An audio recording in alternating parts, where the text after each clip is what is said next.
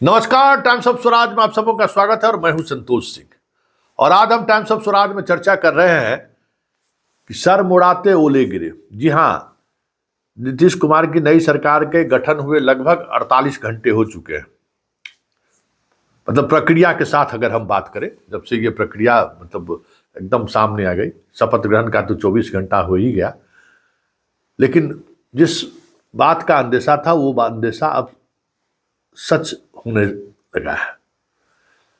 एक तो जिस वजह से गठबंधन टूटा, मतलब बीजेपी और नीतीश कुमार के बीच जिस वजह से गठबंधन टूटा था और जिस व्यक्ति की वजह से गठबंधन टूटा था, बीजेपी ने उसी दो व्यक्ति को नीतीश के बाएं और दाएं बिठा दिया। बात हम सम्राट चौधरी और विजय सिन्हा की करते हैं। दोनों के जो बात करने का शैली था, जिस अंदाज में वो बात कर रहे थे, कहीं न कहीं विधानसभा के अंदर, विधानसभा के बाहर, वो नीतीश को असहज लगा और उसके बाद चीजें बदली थी। कहा गया कि भाई ये जो गठबंधन हुआ है उसमें जो सर्वे रिपोर्ट आई है, जो सर्वे रिपोर्ट की बात सामने आई कि सर्वे रिपोर्ट की वजह से ये चीजें बदली हैं और केंद्रीय नेतृत्व को मानना पड़ा। लेकिन बड़ा सवाल ये है कि सम्राट चौधरी और विजय सिन्हा को फिर बाएं और दाएं बिठाकर साबित क्या करना चाहते हैं। हालांकि अमित शाह अभी तक ट्वीट करके नीतीश कुमार को बधाई नहीं दी है, प्रधानमंत्री ने बधाई दिया है। मतलब अमित शाह अभी भी इस परिवर्तन से सहज नहीं है और इसी की वजह है कि सम्राट चौधरी को मंत्री बनाया गया। लेकिन पेच कहाँ फंसा कि हमें गृह मंत्रालय चाहिए, मतलब गृह विभाग चाहिए। कहा जाता है कि कल रात सीएम को इसकी जानकारी दी गई कि भाई गृह विभाग बीजेपी चाहती है। ऐसे विध के जो फिर क्या कहना था, जिसने भी मध्यस्थता की बात की थी कि फलाने व्यक्ति ने इस बात पर सहमति दे दी है, उस व्यक्ति की तो वो फजीयत हुई जिसकी कल्पना नहीं की जा सकती। ऐसी खबरें आ रही हैं क्योंकि बीजेपी सिर्फ यहीं पे चुप होना नहीं चाहती है कि हम बाएं दाएं बिठा दिए हैं। बीजेपी ये भी दिखाना चाहती है कि इस सरकार में नीतीश कुमार की कोई हैसियत नहीं है। हम सारे मंत्रालय अपने अनुकूल लेंगे और हम अब दबंगता से सरकार चलाएंगे, क्योंकि विजय सिन्हा और सम्राट चौधरी को बाएं दाएं बैठाने का मतलब ही यही है।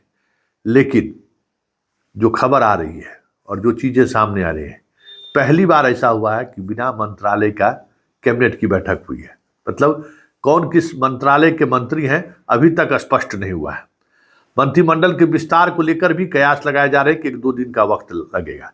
लेकिन इन सब के बीच कैबिनेट की पहली बैठक में जिस तरीके से विधानसभा के सत्र को की जो तिथि निर्धारित थी उसको जो स्थगित किया गया है, तो सवाल उठना लाजमी है कि आखिर सरकार जब जानी ही थी तो 2 दिन पहले कैबिनेट बैठक करने का मतलब क्या था। मतलब नीतीश के दिमाग में भी जो चीजें चल रही थी वो स्थिर नहीं था और अब विधानसभा का सत्र रद्द करके संकेत कहीं न कहीं दे रहे हैं कि कुछ न कुछ चीजें चल रही हैं। हालांकि कहा जा रहा है कि जो लोक विधानसभा के अध्यक्ष हैं उनके खिलाफ जो नो कॉन्फिडेंस मोशन लाया है उसके लिए 14 दिनों का समय लगेगा। मतलब 10 के बाद विधानसभा का सत्र बुलाया जा सकता है। लेकिन ये प्रत्यक्ष कारण कहा जा रहा है। लेकिन अंदर खाने से ये आ रहा है कि मंत्रिमंडल विस्तार को लेकर जो, क्योंकि पहली बार ऐसा हुआ है कि मंत्रिमंडल में कौन से लोग होंगे वो बीजेपी का केंद्रीय नेतृत्व भी तय नहीं कर पा रही है। उसको लेकर एक अलग चीजें सामने आ रही है। पहले तय हुआ था कि विजय सिन्हा और हरीश सहनी दोनों उप मुख्यमंत्री बनेंगे। शुरुआती दौर में तो सुशील मोदी का नाम आया, लेकिन सुशील मोदी को लेकर बातें जब छनते छनते जब मीडिया तक पहुंची तो पता चला कि सुशील मोदी कहीं सीन में नहीं है। तब आया कि विजय सिन्हा और हरीश सहनी। लेकिन कहा जा रहा है कि जिस तरीके से सम्राट चौधरी ने दबाव बनाया केंद्रीय नेतृत्व पर, वो दबाव इतना कारगर साबित हुआ कि सम्राट चौधरी को लेकर केंद्रीय नेतृत्व को झुकना पड़ा।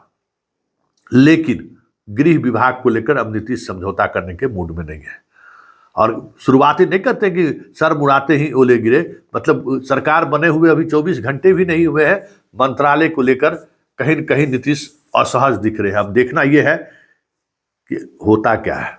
वैसे ये तय है कि सम्राट चौधरी जिस मिजाज के व्यक्ति हैं और विजय सिन्हा जिस अंदाज में अपनी बात रखते हैं, चंद दिनों बाद ही पूरे सरकार में एक अलग तरीके की अराजकता की स्थिति देखने को मिल जाए तो कोई बड़ी बात नहीं है।